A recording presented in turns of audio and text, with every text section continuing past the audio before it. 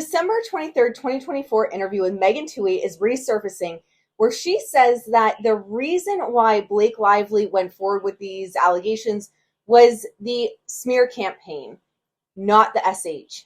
Toohey says, and she told me, listen, this was actually not the worst that I've experienced in Hollywood. I've actually experienced far worse misconduct. I spoke up because I wanted to address it, and I thought that I had, and I never had any intention of discussing this or going public with my accusations. And so to watch what happened next and to experience what she is now alleging was this complete campaign of retaliation felt in many ways much more sinister than the underlying conduct.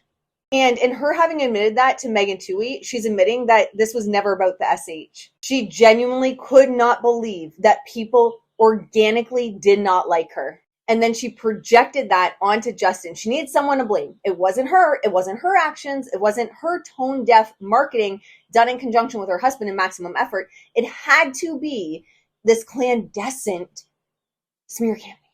And it's interesting because it was pointed out over on my TikTok video, Blake is representing to the judge that this smear campaign is ongoing. We have these really weird accounts that aren't from Justin Baldoni's camp, that are mass tagging content creators that are creating pro-Justin content. They're mass tagging everyone. And they're pretty obviously sock puppet accounts, but there's also massive bot action happening right now. And I wouldn't be surprised if some of the bots were actually bought and paid for by Blake Lively to speak badly about Blake Lively to prove that there's this smear campaign that is ongoing. Now, of course, that's just my opinion. I'm not saying it is actually happening, but it is very interesting how she is claiming from the get-go to Megan Twohey that it was never about SH. It was always about this clandestine smear campaign against her. And if you go back to all the marketing of It Ends With Us, Blake was dying for people to look into what the issue was. Justin wasn't. He only said really nice, positive things about Blake Lively.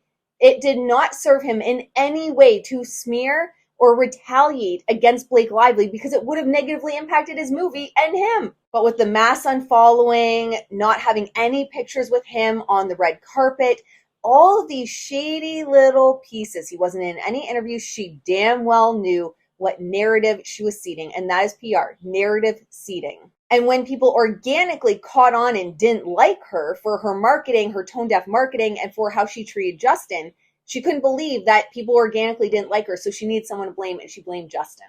Blake, this is all you, girl. This is all you. You seeded the narrative that there were problems on set, which got people looking into it organically. And then you were tone deaf in the marketing, which got people to not like you organically.